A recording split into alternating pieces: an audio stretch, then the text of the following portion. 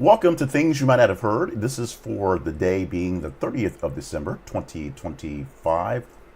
2 days to the new year, 1 day to New Year's Eve, and we're going to have a great time today. Now, in the slow news action day that we have in the timeline that's between, Christmas and the new year and going back to more or less work, there's not that much going on. There's not a lot of things being happening, or at least there usually isn't very much, except in the world of Donald Trump kind of running things. So the stories may be a bit lighter these days, but hey, we still have stories for you all week. We're doing our best to give you 5 days of this stuff here to give you whatever's going on there, conversational stuff, because you're still probably having some vacation time, still hanging out with some family and friends, and you can have these things instead of having beer bets with folks at work.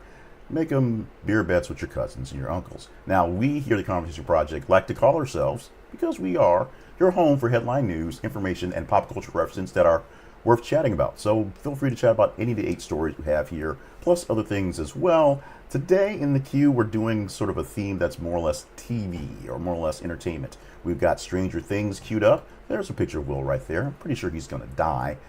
Oh, I'm sorry. No spoiler alerts, but I'm pretty sure he's going to die on Thursday. Pluribus, the show that everyone's watching on Apple, literally, and Heat 2 is coming. And you think you've been waiting a long time for it? Trust me, the wait hopefully will be worth it, but it's coming, we're told. Plus, we have 5 other stories, including a bunch of Trump stuff, because we just can't avoid the Trump stuff.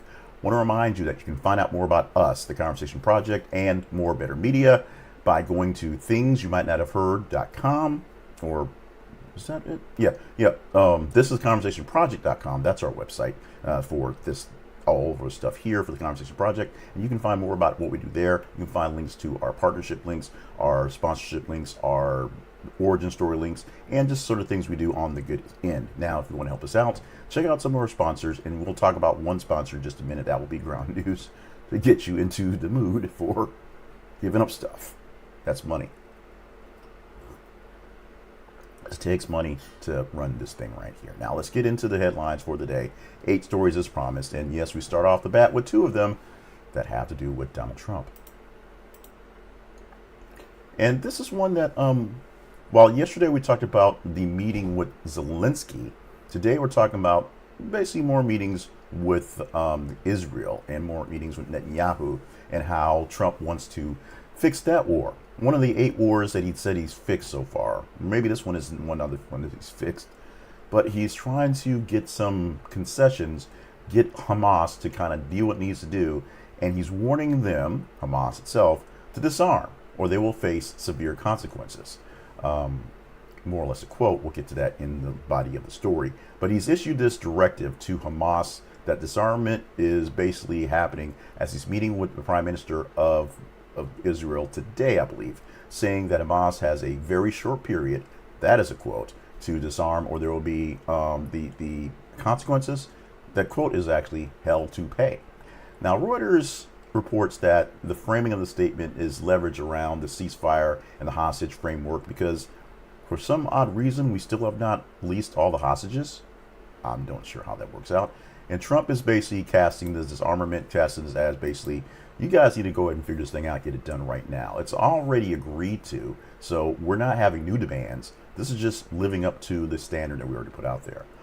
So make sure you're getting the point that's right here. Trump wants Hamas to disarm immediately, which if you know any terrorist organizations, not that I know any personally, but essentially I see them on TV, they don't like putting down their arms at all, let alone immediately, and for some sort of humanitarian effort. Because if they got no guns, they got no leverage, they got no support, they got no defense. Now, there's a lot of things going on here. There's a lot of envoys with big names showing up to do what they can to talk to Hamas and work the dealings between Israel and Hamas specifically, and some other dealings as well. The next thing up will be essentially some sort of deal with with Iran, which that looks like it's going to be pretty tough. But right now, the big deal is as Trump is pushing to get Ukraine and Russia to figure their stuff out, although he's not pushing Russia. He's really mad at Russia, but not pushing them as much as he has anyone else. Hamas is a big deal because Hamas is not an actual nation. It's a thought. It's a feeling. They run Gaza, but they don't actually run anything.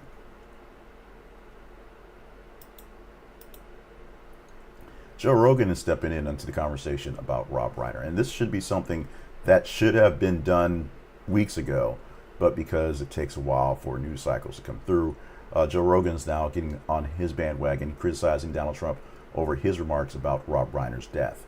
He's criticized him in some latest context of a podcast, calling the remarks indefensible and focusing on the lack of basic empathy.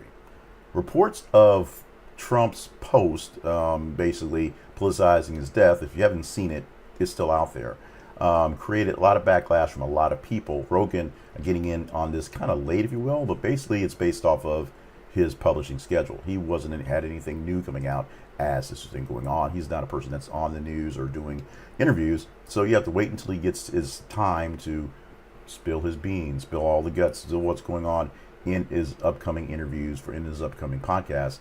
Now's the time. A few weeks has passed, unfortunately, because it's got in there, and Rogan's getting his say. Now, what's strategic about this is that the critique matters. It really does. Rogan, what he says matters because it comes from a large audience that actually is pretty much Trump adjacent, friendly media from the ecosystem that it is, people that kind of got Trump elected. So when there's pushback coming from people that are Trump's friends, if you will, people that are friendly to him, it comes there. And so it also, oddly enough, does the contrast of Obama to Trump, where Rogan basically says Obama had compassion and Trump does not seem to have this one. We'll see how this one plays out going forward. This one is seeming to have been dying down with all the other things that are out there going on. Trump like actually taking care of work and wars and things like that. But we'll see what goes on with this one and whether this one picks up to be a bigger story than it probably should be at this point in time. Like I said, this is an older story because it's older activity, and the fact that people are basically piling on Donald Trump for being a cruel person is not new. But the fact that it's Joe Rogan adds a new layer to this one and extends the life of the story on the slow news week that is the holiday time. Anthony Joshua suffered a minor injury or minor injuries in a crash that was fatal to other folks in Nigeria the other day. Anthony Joshua sustained minor injuries in a fatal crash in Nigeria that killed 2 people, with authorities reporting and pointing to speed and unsafe overtaking likely factors in this thing. The crash happened at Lagos Abada Expressway in Ogun State, and notes that Joshua was taken to the hospital and others in the vehicle did survive, but 2 people did die in the actual crash. The Guardian adds to this coverage with the 2 victims close to Joshua's camp, shifting the story from a celebrity and an accident to a grief and accountability narrative. It's a family story, not just one guy who got famous who got in a crash someplace. Nigeria's road safety context is part of the story and why this is a big deal. Enforcement of laws, enforcement of speed, infrastructure, high-speed passing dynamics, and all sort of recurring activities action in these sort of accidents in Nigeria. It's kind of easy to throw our weight around the fact that Nigeria may not have safe roads. However, we're looking at a case where Nigeria probably didn't have a safe road going here, and Anthony Joshua, whoever was driving, our article actually doesn't really go pull into the bits and pieces of who was actually operating this motor vehicle. It goes into effect there as well. The key words you'll see is Anthony Joshua accident. You're seeing lots of coverage of this one because it's kind of a slow news issue. This has been headline news in a lot of places that aggregate stories, and a lot of people step out, including Jake Paul, who, of course, got beat up by Anthony Johnson a few weeks ago. I'll go with this one. More developments will come because he's a famous person and has been, elevated lately because of his fight he had a few weeks ago. We'll be finding out more details about this one, and we will let you know how this thing plays on going forward.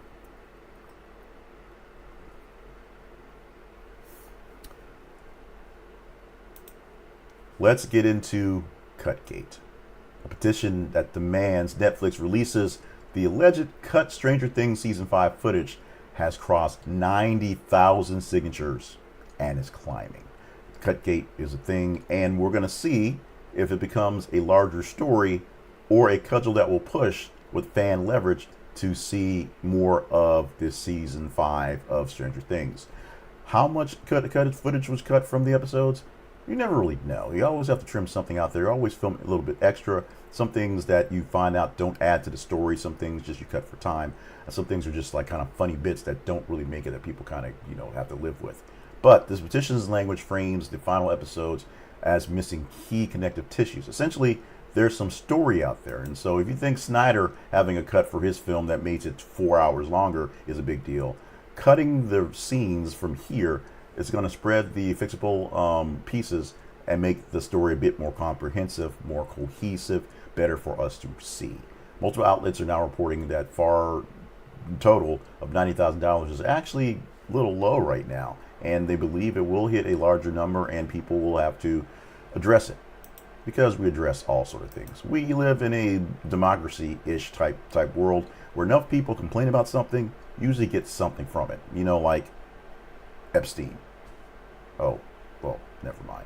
Meanwhile, Cutgate is going to continue, and you'll see screenshots, packages, before and after scenes, and bits and pieces that are leaking online that they're not making it into the final 3 episodes, and I guess the 4th episode coming up on New Year's in a bit. We will see if Netflix will find a way to put it all together in an extended cut later down the line, because, we will watch it. We're suckers like that. Or whether they'll try to say, nothing to see here, no big deals, we're just cutting things for time and whatever. It all works out for the better. We shall see. We're asking you to see what you can do to help us out. Like, share, and subscribe to the work we're doing. Like what we're doing, so if you see the videos and you're enjoying how we're presenting these things, what you like will help share it with other folks via the algorithms. Algorithms will see it as a positive and share it with more folks. Meanwhile, I'll see it as a positive and do more of that one. The cycle continues. If you think it's good, and you know people already who want to see it, share directly with them, and they should hopefully engage as well. Now, we're saying like, because that's the word that's used and kind of in the general sense. But, maybe you actually don't like it. Maybe you hate it. But like it anyway, because you enjoy watching the hate. Trust me, I understand. And I'm okay with that. We need more viewers, and the algorithm doesn't care. Meanwhile, if you're not getting us directly into your feed for your love or your hate of us, subscribe, because that's where it all comes down to.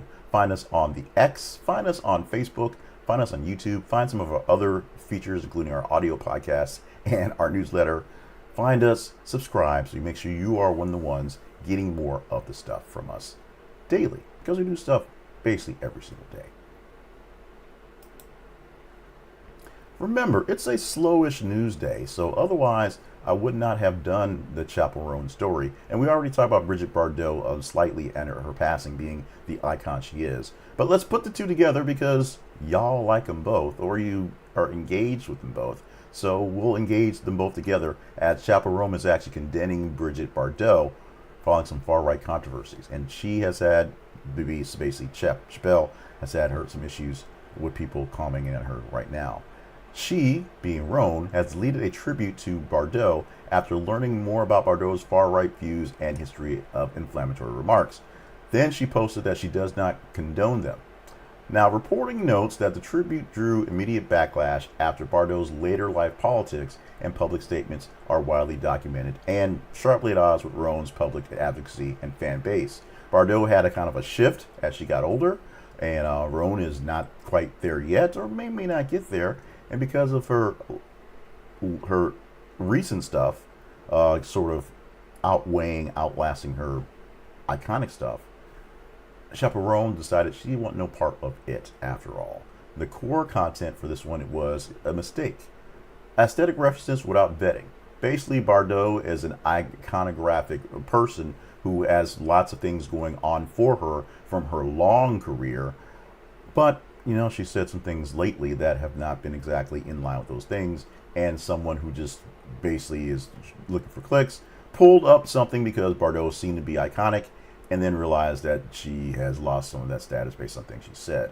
Roan's apology language, insane beliefs, per her coverage of this, is designed to shut down interpretation that she was signaling any sympathy with how Bardot was speaking today, let alone how she was in her iconic days back in the past. So it's a controversy, if you will, as Bardot has moved to more far-right sort of leanings, but that happens when you get close to 100 years old, apparently. We shall see how this plays out. Like I said, slow news week. Got to put some things in there. You guys care about Chappell, Roan. I still can't pick her out in the lineup. I know she has this funky makeup there. I don't know what she sings. Don't particularly care. But you care. So I care. That's how we all care. Pluribus is popular. Everyone's talking about it. Everyone with Apple TV. I actually have Apple TV in one of those new packages that I'm overpaying for. But since I watch too much stuff anyway, I hadn't had a chance to see anything except for one Snoopy thing, because the only way you can see the Peanuts is through Apple TV. But I'm missing out on Pluribus. I'll catch up on the other things as well. But right now, Apple TV says it is the most watched series in the platform history. Everybody is into this thing, and it is trippy. Most watched series, a superlative claim that Apple has also promoted publicly on social media and everywhere else. It was reported in Deadline previously that Pluribus set an Apple TV drama launch record early in the season, and helps explain why Apple is building a narrative of breakout momentum rather than a 1 week spike for this one, because people keep tuning in, people keep talking about it.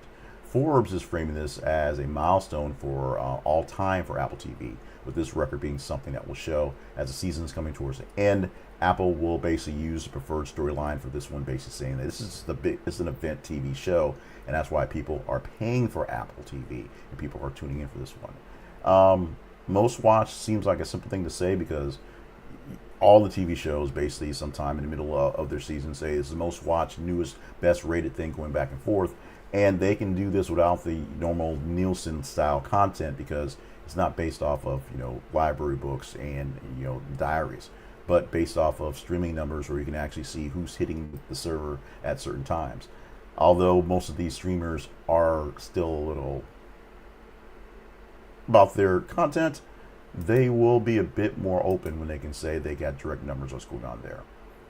So look for this to go on. This is the post-apocalyptic hive mind premise of the story, where everyone is kind of living in a peaceful mind. But spoiler alert, they're all now cannibals for some reason because of the hive mind. Even John Cena is a part of this stuff. So there you go. The Unseen 17 is showing folks, hey, being a cannibal is the best way to go, I guess. You can see it for yourself on Apple TV because there's nowhere else to see it. Like I said, I'm paying for it now because it came packaged in something that got packaged in something. I don't know the password. I don't know where we're going with that one.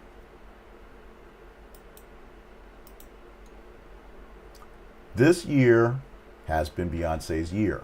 It's always been her world, but this year has been her year, as it's all over the place. She's gone big with the country stuff. She's gone big with just being Beyonce, and now she's got money. It's not just Jay-Z. She's got her own Billionaire Club money, as she's the 5th musician to reach this milestone based off her sales. Roughly $1 billion in status by Forbes, making her the 5th musician in this realm, and based off her catalog, her touring, which makes a lot of money, and the economics and ownership and control of what she owns.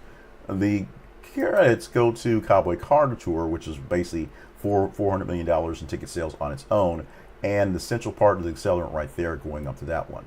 You can really go deep into how many of these billionaire musicians there are. Obviously, they don't have that pile of cash sitting there. It's basically off of sales and off of the reports there. But this is a big deal for any musician, plus a female musician, plus a black female musician. Although it is Beyonce, so it's hard not to really see how that's going on there. So you'll see her brands that go as well. The narrative continues. She is magic. She is money.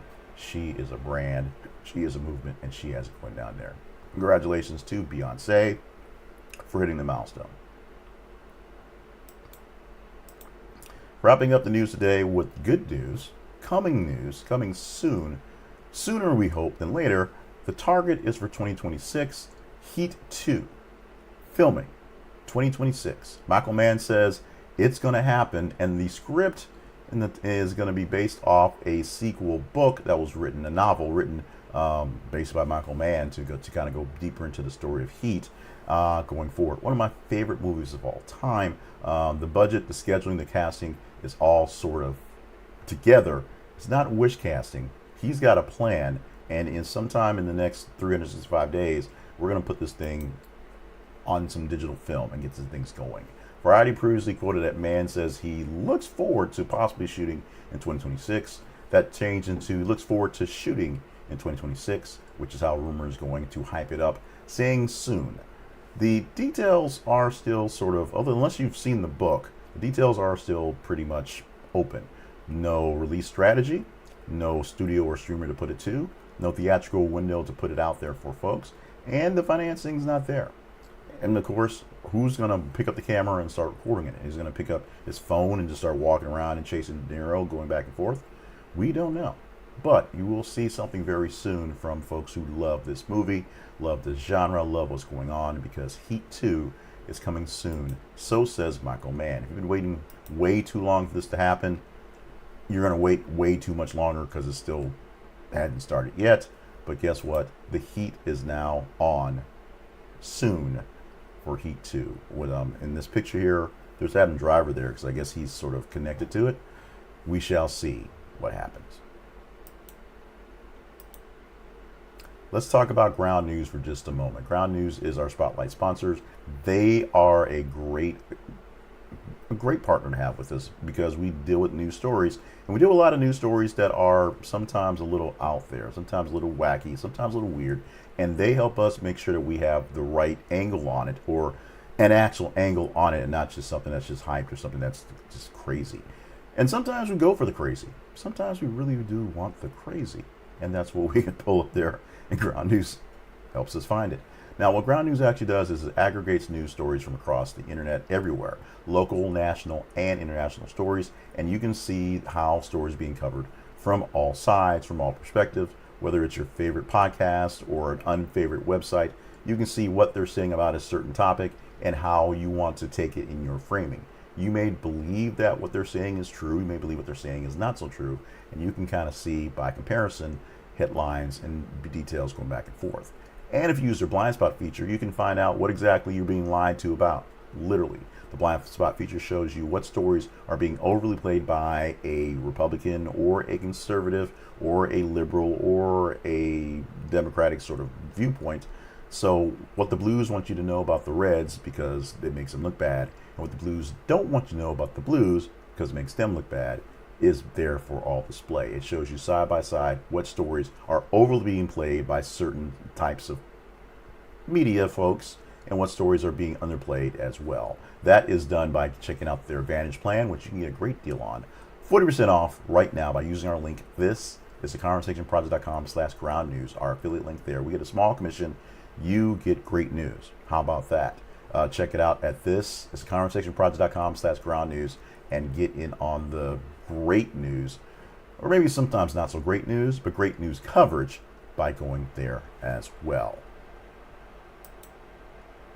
Find us at our website, which I butchered 3 times already, but this time it's in front of me, so I won't butcher it so terribly. This is theconversationproject.com. There is a website for more better media and other things, but this conversation website for this conversation project lives at this is theconversationproject.com. Told you I was going to butcher it, not as badly. Now, you can talk to us about these projects here at theconversationinbox@gmail.com. Yes, we use a Gmail address because we're cheap. You can also follow us on Facebook and X. Those are our feeds. Every 50 minutes or so, you'll see links to other news stories that we're looking at that look interesting, that we're trying to see what works well for a bypass, for a nice big digest of stories to get into, or what stories we think are interesting enough to work on towards hot takes throughout the day. You can see those there and you can engage in those. The higher engagement we get via you and the internet, the better chance we have of chatting them up this morning. Or well, it's morning now, so that's why I say this morning. It's morning when I'm doing this live, wrapping this thing up at 6 a.m. Central Time here in Arkansas. So there we go. Of course, go to the YouTube page and follow us there. You can like us there, you can join there, or you can join us as a partner. Quick aside, it's actually $1 cheaper if you join via YouTube, and you get the same stuff there as well. Let's wrap it up for today. Tuesday, December 30th, 2025. We are going to do our best to do 5 days this week of these things to get into the new year and see how it goes and see how the news goes especially with the very, very, very slow news day that will be New Year's Day and going into that next Friday after that one. So I'll tell you right now, it was a hard one this morning because I actually, after a week of vacation, I basically had triple the work to do when I got back to here to home. So I spent extra time doing work, which was amazing that was there. And I have a lot of work to do this week, including some New Year's Day work and, of course, the feast that must happen for the first of the year. So enjoy what you have. If you have some help for us, let us know. Some stories you want us to check out particularly, send us our way. We'll take a look at that. And if they're in our window, we haven't covered them already, and other people want to get into them, we'll do our best to put them in there to stretch things out there, because that's what we do. We have conversations about the news, and we stretch when we can. Love you. Mean it. We outie. Let's see you again, we hope, tomorrow morning.